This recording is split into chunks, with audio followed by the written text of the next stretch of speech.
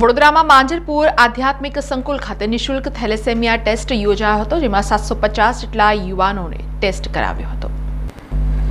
વડોદરામાં માંજરપુર આધ્યાત્મિક સંકુલ ખાતે વડાપ્રધાન નરેન્દ્ર મોદીના 75મા જન્મદિવસના ઉપલક્ષ્યમાં નિઃશુલ્ક થેલેસેમિયા ટેસ્ટ યોજાયો હતો। આ કેમ્પ વૈષ્ણવાચાર્ય પૂજ્ય શ્રી વ્રજરાજકુમારજી મહોદયના સાનિધ્યમાં યોજાયો હતો અને શહેરની સ્કૂલ, કોલેજ અને ખાનગી સંસ્થાઓના મળી 750 જેટલા યુવાઓના થેલેસેમિયાના ટેસ્ટ કરાયા હતા। વ્યો સંસ્થા દ્વારા વિશ્વભરમાં આ કેમ્પનું આયોજન કરાશે અને 1 કરોડ લોકોના ટેસ્ટનો લક્ષ્યાંક રાખવામાં આવ્યો છે। વલ્લભ ઓર્ગેનાઇઝેશન વિવાયોના તત્વાવધાનમાં આખા ભારતમાં ચાલી રહેલા 1 કરોડ થેલેસેમિયા ફ્રી ટેસ્ટના પ્રોજેક્ટ અંતર્ગત આજે રજધામ આધ્યાત્મિક સંકુલ વડોદરા ખાતે વિશ્વ નેતા, લોકપ્રિય, યશસ્વી વડાપ્રધાન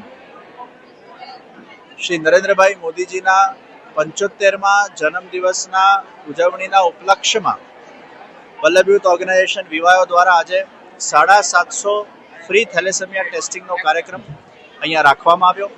ખૂબ મોટી સંખ્યામાં આજે અહીંયા બાળકો અને યુવાનો, ખાસ કરીને સિગ્મા યુનિવર્સિટીથી અહીંયા જોડાયા।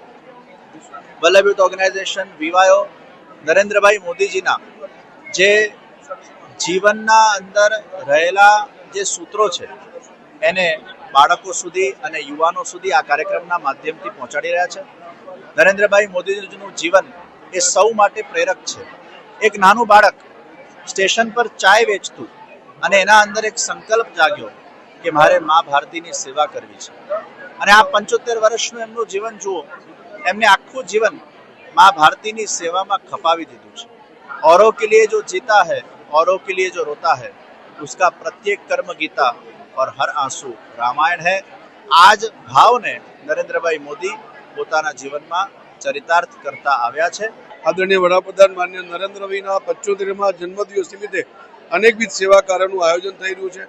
આજે વિવાયો અને વૃદ્ધામ સંકુલના તત્વાધાનમાં થેલેસેમિયાનો mega drive free of cost test થવા જઈ રહ્યો છે।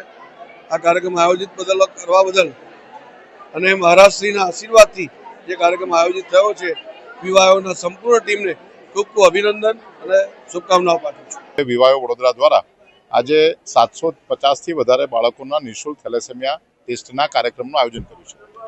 સમગ્ર ભારતમાં થેલેસેમિયા, સિકલ સેલ અને સૌથી વધારે પ્રમાણ ગુજરાતમાં જોવા મળતું હોય છે। ખાસ પ્રકારની એક જ્ઞાતિમાં આ થેલેસેમિયા રોગ જોવા મળતો હોય છે। બાળકને જન્મના 6ઠા મહિનાથી એ જીવે ત્યાં સુધી એને દર અઠવાડિયે, દર 15 દિવસે, દર મહિને લોહી આપવાની જરૂરિયાત પડતી હોય છે।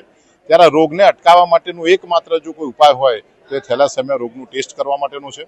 થેલેસેમિયા માઇનર બાળક એ થેલેસેમિયા માઇનર પત્ની સાથે લગ્ન ન કરે, એટલે કે પતિ પત્ની બંને એ જો થેલેસેમિયા માઇનર ન હોય તો જ આ રોગમાંથી આપણે બચી શકીએ છીએ। ત્યારે નિઃશુલ્ક આ રોગના પરીક્ષણના માધ્યમથી આવા બાળકોને એમની સ્થિતિ ખબર પડે તો આવનારા સમયમાં લગ્ન પહેલા એ જીનેટિક કાઉન્સેલિંગ કરી અને બાળક થેલેસેમિયા માઇનર નથી એની ચિંતા પણ કરી લે।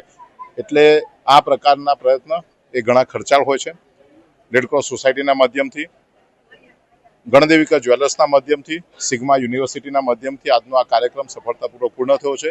સમાચારોના સતત અપડેટ માટે TNN ન્યૂઝને YouTube પર સબસ્ક્રાઇબ કરી બેલ આઇકોન પ્રેસ કરો અને અમારી સાથે જોડાયેલા રહો Facebook, Instagram અને Twitter ઉપર।